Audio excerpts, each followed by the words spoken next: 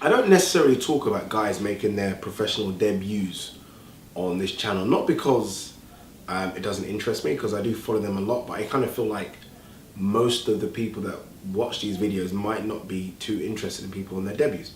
But one guy that is making his debut that I kind of feel is an interesting story is Joyce, the British super heavyweight that won silver medal at the Rio Olympics, won gold at the Commonwealths, I think he won gold at the Europeans.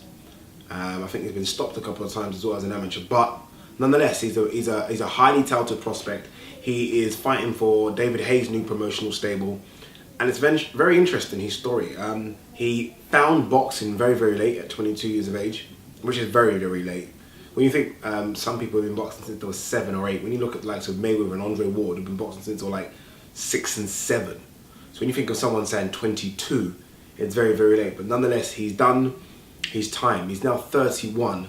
So they've definitely got to get a move on with him. If they want to get anything out of him in terms of any return, in terms of him fighting for a British title, European title, and even possibly, I dare say, world title, he needs to go now. The thing about Joyce is that I remember watching boxing. I've been watching obviously for a while, and he is the security guard that is always ringside. So you've always looked at him, who's this big guy? But yeah, he's a professional boxer now. I am concerned, I'll be honest with you, I'm concerned with a couple of knockout defeats as an amateur. People might say, why? A lot of people get knocked out as amateurs, and to an extent I agree with that, but it does remind me a bit of Audley Harrison and David Price. I watched an interview Ed Robinson done years ago. I think I interviewed him. I think it was me that interviewed him. And I was talking about Audley Harrison in terms of, almost the expectation. He kind of failed in the expectations that we had of him. And Ed Robinson was almost like, well, not really. He kind of expected him to struggle as a top level heavyweight, because he got knocked out a few times as an amateur, and that he only won the awards that he won in terms of a Commonwealth gold and an Olympic gold medal in Sydney. This is Audley Harrison, by the way, because he stayed as an amateur so long. Yeah, stayed as an amateur so long. Again, almost a bit like Joyce in terms of age. All the very good amateurs have then turned pro, and he was almost free, if you like, to wipe the floor with the newcomers coming up, and that's why, in Ed Robinson's opinion, he won gold and done well as an amateur.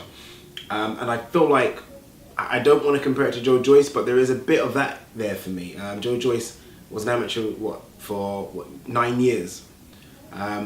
Which I think is a long time as a heavyweight. And he's won a few things, but I wonder if it's only because some of the creme de la creme have decided to turn pro. And this isn't slating it, it's just asking questions. Hopefully he's not like those guys. I mean, look, Audley Harrison had a decent career. So did David Price to an extent. So look, if he can get where they got British titles, fighting for world titles in Audley Harrison's career, then it's a bloody good career. But nonetheless, that's my only fear factor. One thing that did surprise me is that in his first professional fight, he'll take on Ian Lewison. I think his nickname is Lay Him Out, because he has a decent knockout record. That's surprising. When you think about it, Dylan White fought Ian Lewison, 3 fights ago? So Dylan White fought him 3 fights ago. Joyce is fighting him now and he's deadbeat. I think that goes back to what I said about maybe having to move him very, very quick. But it's a risky fight. Ian Lewison can fight. Ian Lewison, he's game. This is no walk in the park whatsoever. Ian Lewison's 35. He's a bit out of shape. Well, I say a bit. He's quite out of shape. But for the first 4 or 5 rounds, and you watch the Dylan White fight, he makes it interesting. So I'm surprised they've gone for him. I think they're trying to make a statement. And if Joyce can get rid of Ian Lewison, it is a big statement. And you jump the queue, so to speak. But it's a big risk. Ian Lewison hasn't fought since the Dylan White fight. So when he does fight Joyce, he would have been out of the ring for over a year. That's a hell of a long time for someone like him as well, that I think piles on the pounds. He needs to be active. He needs to be in the gym. So I think they're looking at that as a possibility as to why they can maybe take advantage of it. But I think it's a tough fight for Joyce in his first fight. But we'll see. We'll see what he does. Hopefully he does well, because I like the fact that I feel like the Europeans, specifically the English, are starting to dominate the heavyweight division. That's what I believe. I think that we're getting genuine heavyweight fighters, guys that have had decent amateur careers that are then turning pro and fighting. And I think that's completely opposite to what you're getting in America right now. I think in America you're getting athletes, not necessarily boxers, but athletes that maybe are not making it in another sport. Could that be NFL or basketball? I think we've heard from the likes of Dominic Brazil, I think, who had a sporting career before. So athletes that are failing in other sports, I hate to say that word, and then trying out boxing and doing okay. I think whereas Britain, we're getting guys that are genuine boxers, good amateur backgrounds, turning pro, and then hopefully becoming good professionals. So long may it continue.